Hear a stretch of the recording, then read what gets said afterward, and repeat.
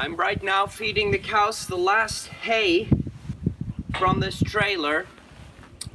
If you remember, on December 18th, we published a video about exactly a month ago where we were hauling this hay to the cows, and I said that it'll last a month. Let me share a little bit with you guys about what is important with hay and why we do it this way.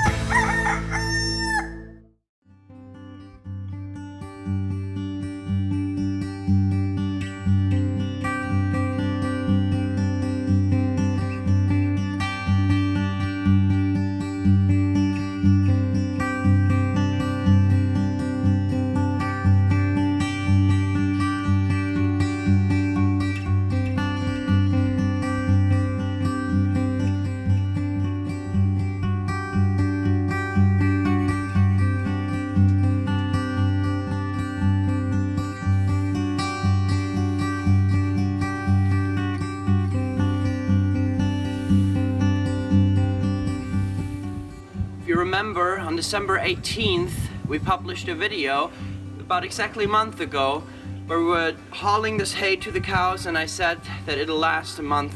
So it's a month, it's gone, and I want to take this opportunity to share with you guys what is important for us when we make our own hay and why we feed hay to the cows.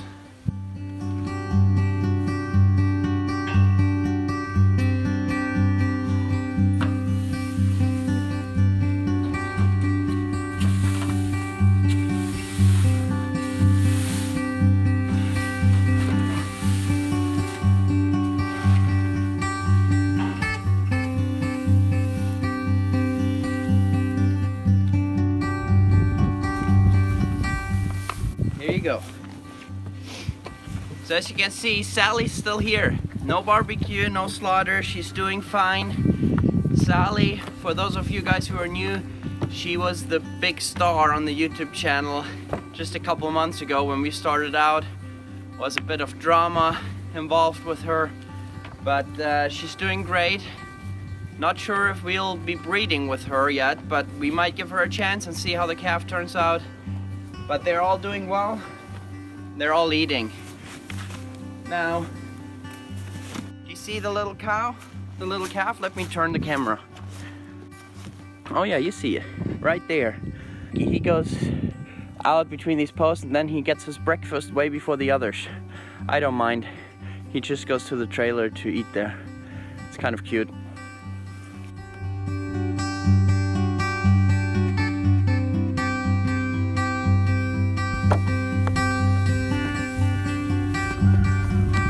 Hope you enjoy your breakfast, guys. Huh? Hi there, Sally.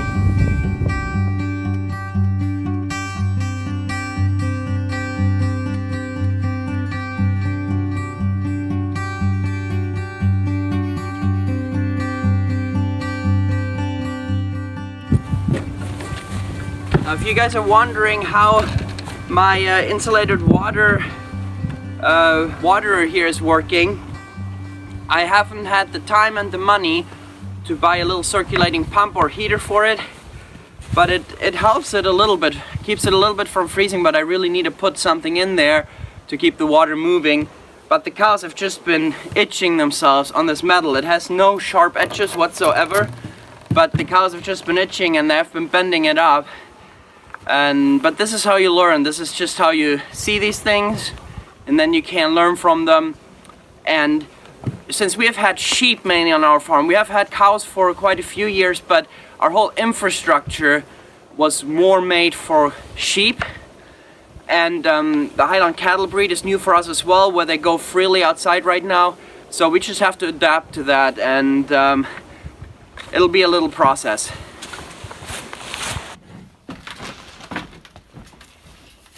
Just gonna get the last hay here from this trailer. Now, we usually don't make loose hay like this, but we have a baler that pretty much just bundles up the hay and makes it loosely pressed. It's pretty much just bundling it up, it's not pressing it. And then it puts two ropes around it. this trailer we filled with loose hay because the baler broke on the last field when we were harvesting hay. It was getting evening, it was getting wet on the fields, we had to get the hay in. But let me share a little bit with you guys about what is important with hay and why we do it this way.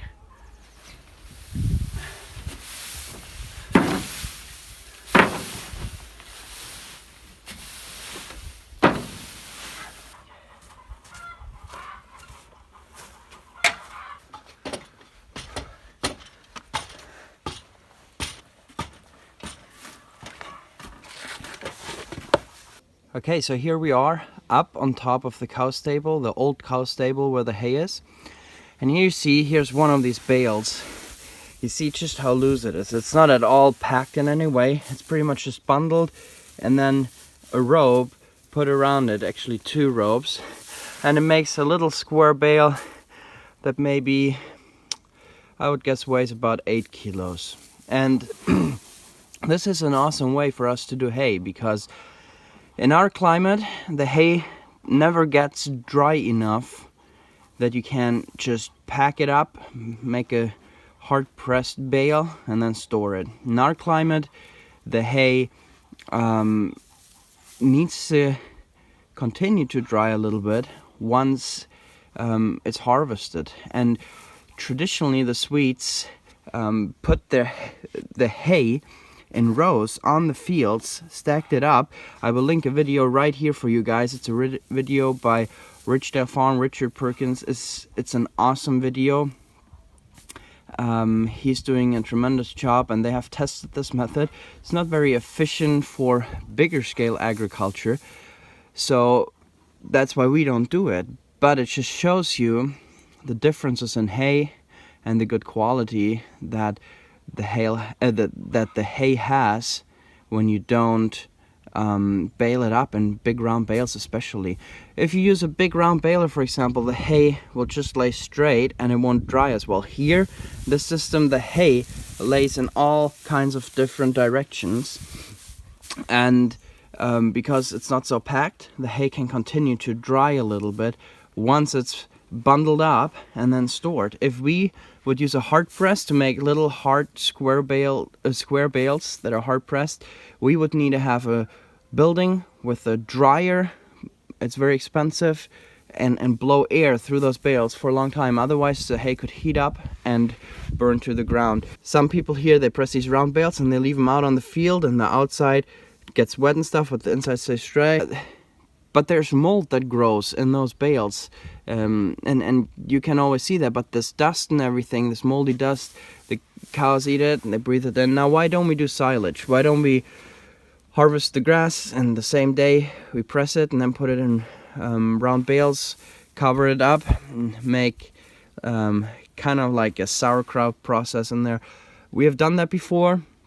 We don't like the plastic. We wanted to get away from that. Plus, cows do much better on hay because it's a much more natural, original feed for them.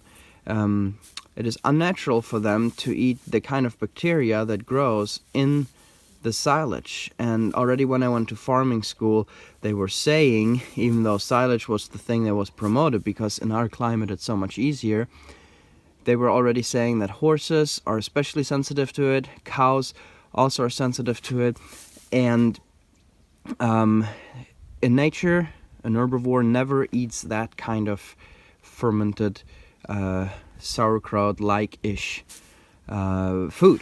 So that's why we do hay, and the cows love it. Even if you feed them with silage, if you put hay next to them, they will start eating a bunch of that hay because it's just good for them. So what we have here, up in this building, we have 3 trailer loads of hay in here.